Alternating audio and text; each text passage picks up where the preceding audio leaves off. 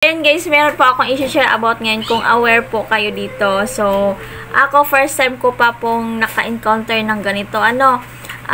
Meron pong friend kunuhay na nagre-request sa akin na worth of 2,000. Kita ko dyan guys, kung sino pong nakaka-encounter ng ganito. So, comment down below guys kung ano ba talaga to. Kasi, feeling ko talaga scam siya. Kaya in-ignore ko lang siya nung pinindot ko siya dun sa transaction. Nakikita ko lang siya doon sa notification. Nagno-notif siya dito sa taas.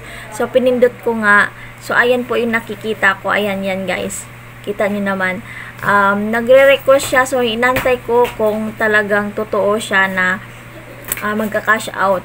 Kasi meron akong isang customer na galing siya sa isang ayun bang?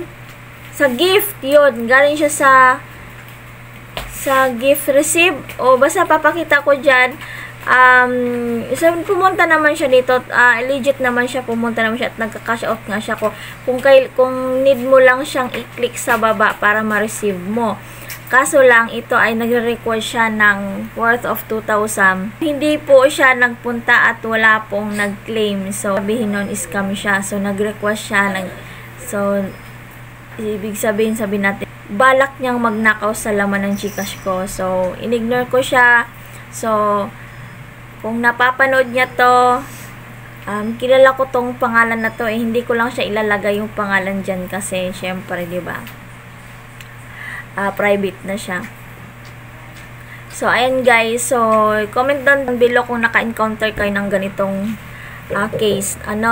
Kung talagang bakit kaya ganun ang mga tao, kailangan talaga nilang kumuha, hindi pa rin natigil yung gawain na nila, ayun no.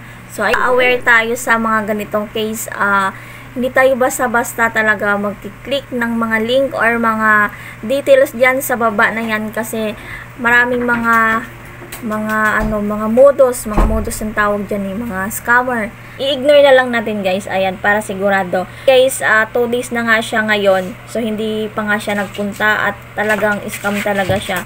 Ayan guys, dapat aware po tayo sa ganyan. Ayan lang guys, yung share ko lang sa gabing ito at thank you sa pagtapos na aking short vlog.